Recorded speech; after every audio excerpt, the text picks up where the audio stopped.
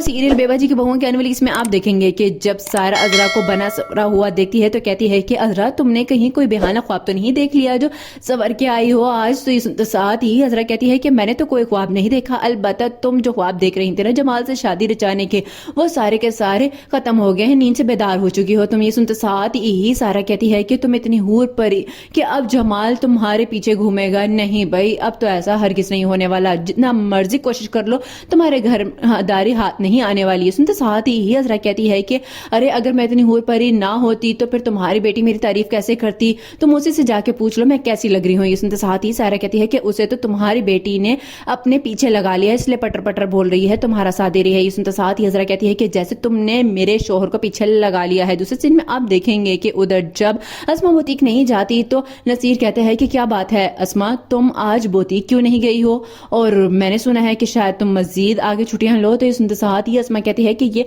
खबर आपको जिसने भी दी है ना उसी से जाके पूछ लें कि मैं क्यों नहीं गई। ये सुनते साथ ही नसीर कहता है कि तुम तो अचानक से लड़ने पे ही आ गई हो, मैंने तो वैसे ही पूछा था, तो अब इसमें बुरा मनाने की क्या बात है। ये सुनते साथ ही अस्मा कहती है कि बुरा तो शायद आपको लग गया है कि मैंने छुट्टी क्यों कर ली है। कोई भी मर्द हो अपनी बीवी को कारोबार के लिए नहीं निकालता है घर से बाहर। ये सुनते साथ ही नसीर कहता है कि यकीनन कोई ना कोई बात हुई होगी, ये बताओ कि आखिर तुमने वो फ्रेम किसकी इजाजत से दिया था। ये सुनते साथ ही अस्मा कहती है कि अब मैं आपको बताने की इतनी भी रवादार नहीं हूँ। लास्ट सीन में आप देखेंगे कि उधर जब वलीद की सास कहती है जाके कुरैशी साहब से कि देखें कुरैशी साहब, मुझे तो लगता है कि अब हमें समन और वलीद की शादी की बात कर ही लेनी चाहिए। तो इस साथ ही समन का बाप कहता है कि देखो शहनाज, तुम ऐसे ही सर पे सवार कर रही हो, जब बात हो चुकी है कि इम्तिहान पास होने पे ही होगी, शादी तो अभी ही होगी। सुनते साथ ही शहनाज कहती है कि लेकिन जो उस घर की सूरत हाल जा रही है ना, मुझे तो लग रहा है कि शायद ये रिश्ता हमारे हाथ से ना निकल जाए। सुनते साथ ही कुरैशी साहब कहते हैं कि ऐसा हरगिज नहीं होगा,